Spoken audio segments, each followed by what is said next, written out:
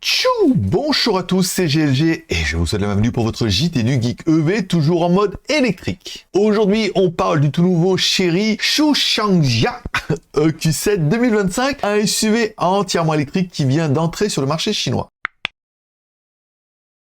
Ce modèle est proposé en deux versions, la Ziyu Edition et la Shangyu Edition. Le Chery Chuchangja EQ7 est un SUV de taille moyenne avec des dimensions de 4675 mm en longueur, 1910 mm en largeur et 1660 mm en hauteur avec un empattement de 2830 mm. Côté motorisation, il est équipé d'un moteur électrique arrière de 155 kW, soit environ 208 chevaux, avec un couple maximal de 285 Nm. La batterie est une lithium phosphate de fer de 67,12 kWh, offrant une autonomie impressionnante de 512 km selon le cycle CLTC. Et pour ceux qui sont pressés, ce SUV peut accélérer de 0 à 50 km/h en seulement 4 secondes, avec une consommation d'énergie de 14,8 kWh pour 100 km. Au niveau de l'intérieur, c'est plutôt joli, on retrouve ce qu'on retrouve généralement dans toutes les voitures électriques, un double écran flottant avec un tableau de bord de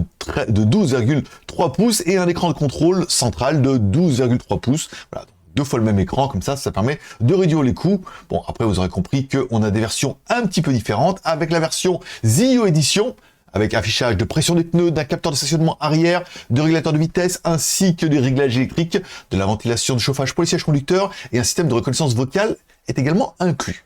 Pour la version Shangyu, on a un peu plus de fonctionnalité que la version de base. On ajoute des airbags rideaux latéraux, l'alerte de collision frontale, l'avertissement de sortie de voie, la reconnaissance des panneaux de simulation, l'assistance au changement de voie, l'assistance au maintien de voie et de freinage d'urgence. Parmi les nouvelles configurations, on trouve un capteur de stationnement avant, un haillon électrique et des vitres acoustiques sur le pare-brise avant.